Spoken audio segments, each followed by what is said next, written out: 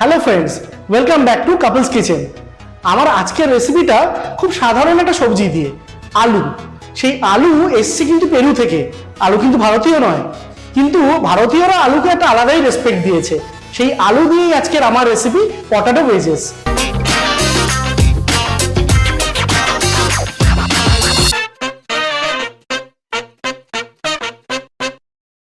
চলুন দেখে নিই কিভাবে বানাতে হবে এই পটাটো ওয়েজেস।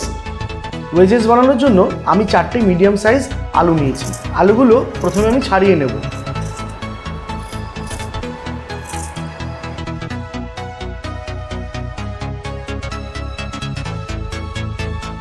এবার আমি আলুগুলোকে ওয়েজেসের মতো করে কেটে নেব।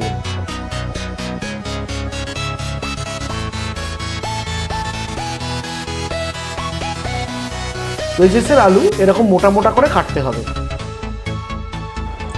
একটা প্যানে আমি জল দিয়ে দেবো, আর তাতে 1 চামচ নুন দিয়ে দিলাম। জলটা ফুটে গেছে, এর মধ্যে আমি আলুগুলো ঢেলে দেবো।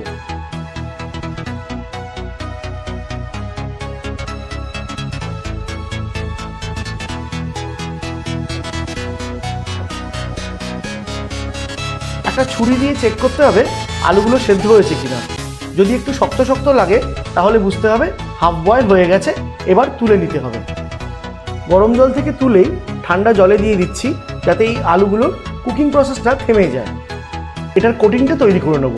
এর মধ্যে 30 গ্রাম চালের গুঁড়ো, 50 গ্রাম কর্নফ্লাওয়ার আর 1 চা চামচ শুকনো লঙ্কা গুঁড়ো দিয়ে দিলাম।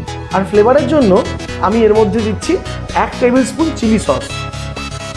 এবার সবকটা জিনিস আলুগুলোর গায়ে মাখিয়ে দিতে হবে।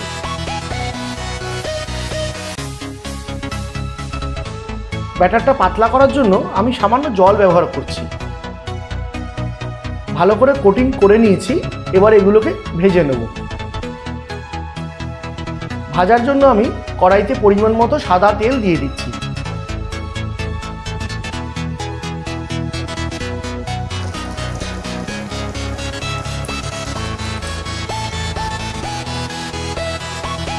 আলুগুলো অলরেডি হাফ বয়েল করা আছে, তাই জন্য খুব বেশিক্ষণ ভাজতে হবে না।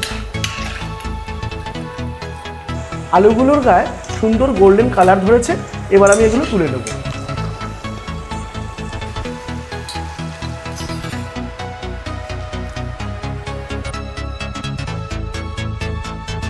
এক টিস্পুন করে নুন, গোলমরিচ, লঙ্কা গুঁড়ো আর অরিগানো দিয়ে ওয়েজেসের উপর ছড়ানোর জন্য একটা মশলা তৈরি করে নিচ্ছি।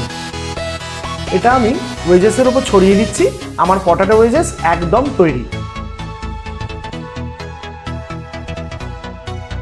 দেখলেন তো পটাটো ওয়েজেস বানানো কত সহজ। আমাদের আজকের রেসিপিটা যদি আপনাদের ভালো লেগে থাকে, প্লিজ আমাদের সেটা জানাতে ভুলবেন না আমাদের কমেন্ট বক্সে। আর লাইক, শেয়ার অ্যান্ড সাবস্ক্রাইব মনে আছে তো? কি এখনো সাবস্ক্রাইব করেননি? প্লিজ তাড়াতাড়ি আমাদের চ্যানেলটা সাবস্ক্রাইব করুন আরো অনেক অনেক ভালো ভালো রেসিপি দেখার জন্য। আর যদি আমাদের রান্নাটা কেউ বাড়িতে ট্রাই করে থাকেন, আমাদের সাথে ছবি শেয়ার করতে কিন্তু ভুলবেন না।